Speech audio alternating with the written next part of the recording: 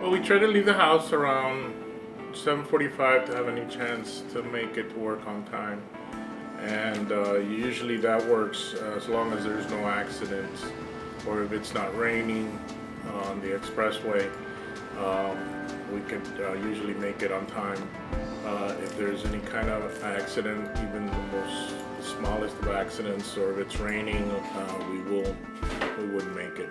Miriam and Rolly Nkuzi commute Monday through Friday from their home in southwest Miami-Dade County to downtown Miami, where Miriam works for a law firm and Rolly works for the school board. Well, I have friends all the time that get there by the time that I'm downstairs, and I ask them, well, did you get a lot of traffic? And I always forget that they take the public transportation.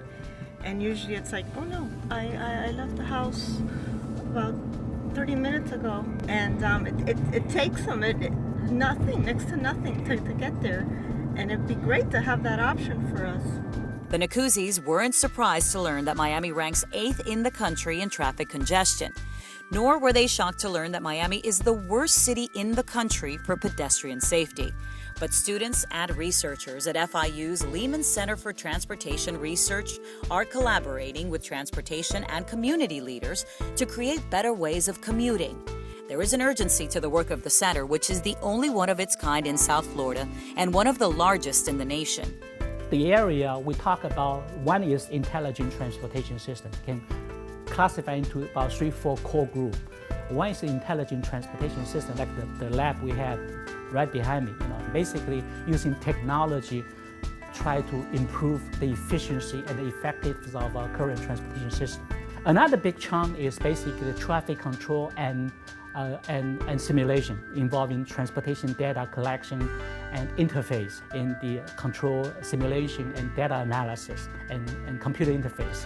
And then the third group would be the modeling, demand modeling, and geographic information system, GIS application in transportation modeling. And that's also a major portion. And the other area we have is we have one of our full-time researcher, Dr. Fabian. He is involved in transit operation and about transit ITS, Intelligent Transportation System, applied directly in transit, public transit system. His emphasis is primarily in mass transit, application of intelligent transportation system on public transit system to improve the efficiency and the operation of the system. South Florida has too many cars on its roads, limited available land, an aging highway system that is ill-equipped to meet the region's projected growth, and a lack of reliable public transportation to adequately cover our sprawling region. The Miami-Dade Expressway Authority builds, operates, and maintains some of Miami-Dade County's busiest expressways. With 1 million vehicles on their roads daily, MDX turned to the Lehman Center for help in creating an advanced bus rapid transit system that residents will want to use. The system is unlike any that we've ever seen in South Florida. In 2009, we sat down with the Florida International University, Lehman Center, and developed a partnership. And we built on that partnership with Florida Department of Transportation, as FIU and FDOT have had one for some time. And we wanted to also partner with the university to take advantage of the resources of the Lehman Center. So we actually implemented into our phase 1 approach, which was a 2-year plan to see how we can implement a bus rapid transit system between the University Park Center, the Modesto Medici campus, and the Miami Intermodal Center, and then downtown, and then the beaches. So once you incorporate that network, we're able to implement an advanced bus rapid transit system in order to get those key hubs of people all the way through and give them an alternative from using their car.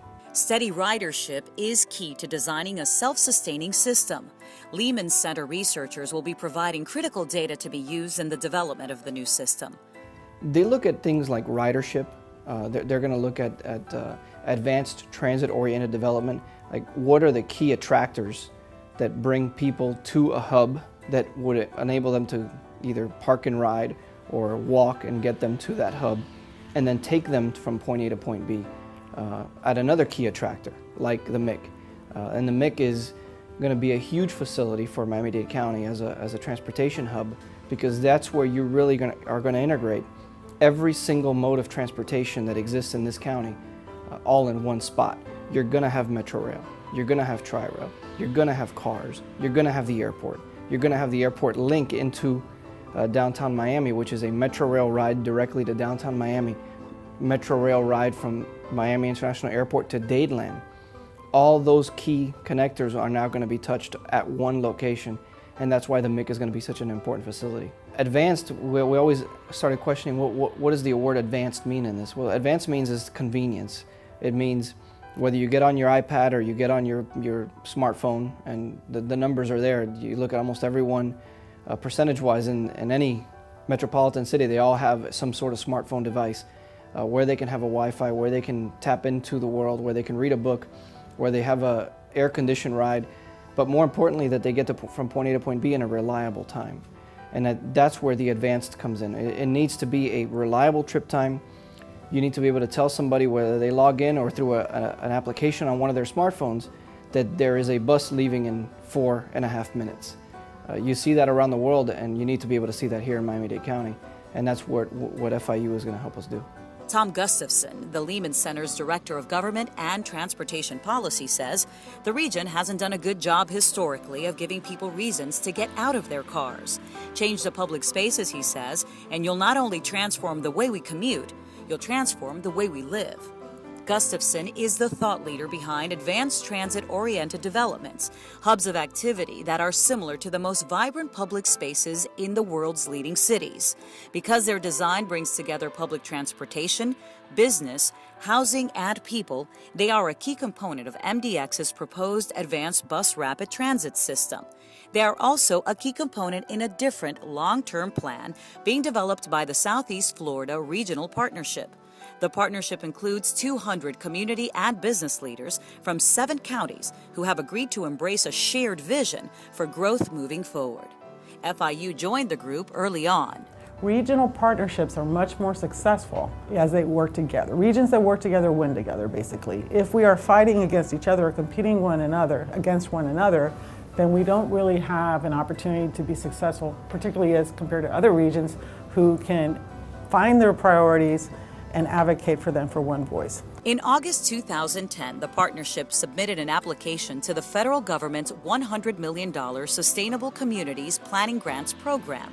The initiative rewards ideas that build economic competitiveness by connecting housing with good jobs, quality schools, and, you guessed it, transportation.